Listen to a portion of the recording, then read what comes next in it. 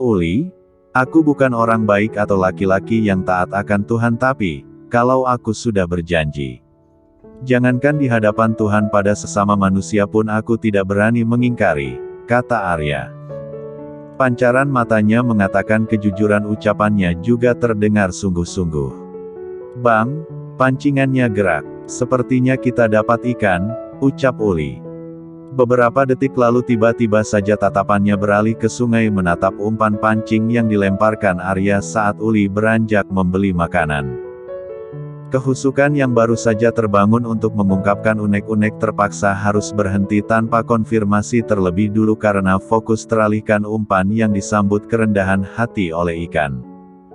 Sepasang suami istri itu sibuk dengan pancingan mereka. Kail itu sangat sulit untuk ditarik, massa yang berada di dalam air terlalu berat membuat Uli turun tangan untuk membantu suaminya. Beberapa para warga juga pengunjung memperhatikan mereka. Sepertinya mereka dapat ikan yang cukup besar, ucap salah seorang pengunjung. Ah, mereka akan menjadi pasangan harmonis seumur jika yang didapat ikan emas berukuran raksasa. Benar, aku rasa alam memberkati mereka. Lihat, ikannya sudah berhasil diangkat ke permukaan, seru salah seorang dengan nada tinggi. Matanya tampak berbinar saat pasangan suami istri itu berhasil mengangkat ikan dari air ke permukaan. Astaga, beruntung sekali. Tuhan memberkati kalian. Begitulah desas-desus warga serta para pengunjung yang kebetulan ada di lokasi saat Uli dan Arya mendapatkan ikan emas. Mitos di Sungai Air Mata: jika ada pasangan suami istri yang mendapatkan ikan emas besar, maka bisa dipastikan bahwa hubungan mereka akan langgeng. Rintangan, kerikil-kerikil kecil pasti ada, tapi tidak membuahkan kehancuran. Bang, panggil Uli. Dia tak percaya dengan apa yang dilihatnya. Jantung wanita itu tiba-tiba saja berdegup kencang. Segala kebaikan akan mitos baik diaminkan berulang kali. Wow, mancing magnia mantap. Arya tersenyum bangga pada dirinya sendiri. Uli, bagaimana cara kita membawa ikan emas ini kembali ke rumah? Tanya Arya. Perhatian kini hanya fokus pada ikan, lupa sudah akan ucapannya beberapa menit lalu, apalagi nasihat mamak dan bapak. Mantap, Bang, teriak seorang pria yang berdiri di seberang Arya. Mereka melemparkan umpan di waktu bersamaan, tetapi keberuntungan berada di tangan Arya. Dibalas dengan senyum sembari mengangkat tangan mengacungkan jempol oleh Arya. Ikan emas itu tidak terlalu besar, kira-kira ukurannya hanya 5 kilogram. Namun, mitosnya hanya pasangan suami istri beruntung saja yang bisa mendapatkannya. Bang, cepat masukkan ikan itu ke dalam ember ini. Jangan sampai ikannya mati. Uli menyodorkan ember yang sudah berisi air kepada suaminya. Sebelum berangkat, mamak sudah menyiapkan segala sesuatu untuk dibawa anak dan menantunya ke Sungai Air Mata. Uli, aku senang sekali. Baru kali ini aku memancing mendapatkan ikan sebesar ini. Arya berkata untuk kesekian kalinya. Mata pria itu tak lepas dari ikan yang berwarna keemasan, apalagi saat warnanya terkena sinar matahari. Kita beruntung, Bang. Raut bahagia juga ditunjukkan Uli. Sebagai warga asli desa Sukahati, tentu saja dia percaya 100% akan mitos yang sudah terjadi sejak dulu. Suamimu ini hebat bukan? Kata Arya memuji dirinya sendiri. Senyum mereka itu sama sekali belum luntur dari wajahnya. Bang, kamu tahu tidak? Hanya pasangan suami istri beruntunglah yang bisa mendapatkan ikan emas ini, kata Uli. Ia langsung mengalihkan pembicaraan ke arah sana saat memperhatikan fokus suaminya sudah teralih pada hasil pancingan. Maksudnya bagaimana? Tanya Arya mengalihkan perhatian dari ikan emas. Aku juga kurang paham. Biar mamak saja yang menjelaskannya di rumah nanti. Sekarang kita harus mengeluarkan unek-unek dan membuat satu permintaan, kata Uli. Dia memang tidak terlalu tahu menahu seluk-beluk cerita tentang ini, daripada salah bicara lebih baik mamak saja yang menjelaskan semuanya. Ya sudah, ayo kita duduk, ajak Arya menjatuhkan bokongnya di atas bebatuan.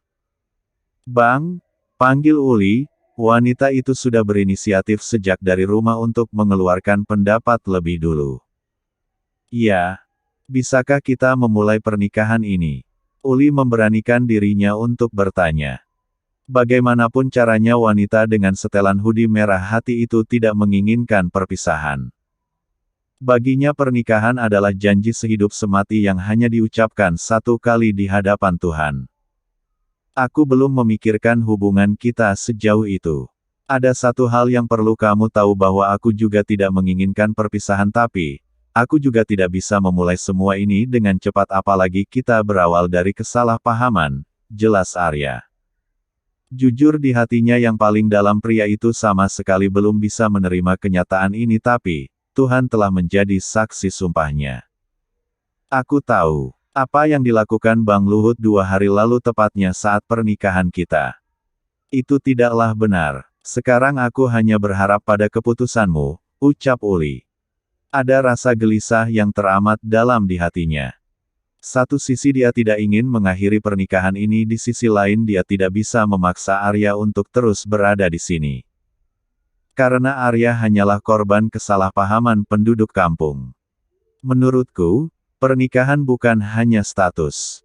Pernikahan menyatukan dua kepala dengan pemikiran berbeda. Ada dua keluarga juga yang akan terlibat di dalamnya. Sejak dulu aku hanya berpikir untuk menikah sekali seumur hidup. Saat kejadian pengkhianatan itu terjadi aku percaya bahwa Tuhan mengabulkan permintaanku. Terbukti, keburukan wanita jalang itu aku ketahui sebelum pernikahan.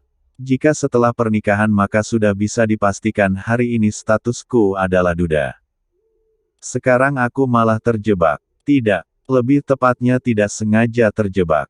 Janji juga sudah diucapkan di hadapan Tuhan, kata Arya panjang lebar. Pria itu bahkan menjeda kalimatnya untuk sekedar melihat reaksi sang istri. Uli, kamu tahu tidak, aku adalah pemegang sabuk hitam. Aku juga menyukai olahraga tinju. Beberapa kali juga pernah menang di MMA tapi, entah mengapa aku tidak mampu melawan para warga kampung kemarin. Mungkin ini adalah garis takdir yang Tuhan tuliskan untukku. Arya dengan bentuk badannya yang bagus memiliki tenaga yang tidak perlu diragukan lagi. Melihat badannya saja orang-orang pasti tahu bahwa pria itu rajin berolahraga. Bang, Uli minta maaf atas nama keluarga besar karena telah membuat abang berada dalam posisi ini, ucap Uli tulus dari hatinya yang paling dalam. Bang Luhut tidak sengaja. Kemiripan antara aku dan Monang yang membuatnya melakukan itu. Bang Luhut tahu bahwa Monang sudah menodaimu. Pria itu mencoba kabur padahal ia harus bertanggung jawab. Jadi wajar saja kalau Bang Luhut mengejarnya sampai lubang buaya sekalipun. Jika aku memiliki adik perempuan aku pasti akan melakukan hal yang sama seperti Bang Luhut. Keluargamu juga tidak bersalah. Jikapun Mamak tahu dan dia memilih diam mungkin, karena Mamak memiliki alasan tertentu. Entahlah, Arya seolah sudah mengikhlaskan segala yang terjadi padanya meski dalam lubuk hatinya ia sama sekali belum bisa menerima Uli sebagai seorang istri. Jadi apa abang bersedia memulainya denganku? Tanya Uli lagi. Mungkin dia terkesan egois tapi, mau bagaimana lagi? Nasi sudah menjadi bubur. Menjadi janda hanya akan membuatnya menanggung malu. Bagaimana jika kita berteman? Tanya Arya mencoba mengajukan sebuah penawaran. Mungkin dari berteman mereka akan bisa mengenal satu sama lain pikir Arya. Maksudnya, bukankah kita ini suami istri? Tanya Uli bingung. Pikiran wanita itu hanya dipenuhi dengan kelangsungan hubungan pernikahannya. Berteman akan membuat mereka berjarak pikir Uli.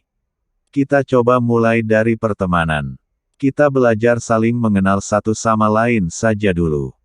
Jika Tuhan berkata bahwa kita adalah jodoh maka tidak akan ada satu manusia pun yang mampu memisahkan kita apalagi kita sudah menikah. Jelas Arya. Baiklah aku setuju kita berteman tapi, jangan minta pisah kamar seperti novel-novel CEO terpaksa menikah yang kubaca di aplikasi online, ya. Ada benarnya juga perkataan Arya pikir Uli.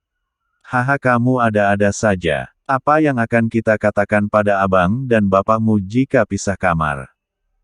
Mereka adalah suami istri yang sah jika tidur pisah ranjang di dalam kamar mungkin, tapi, untuk pisah kamar sudah dipastikan hal itu tidak akan terjadi.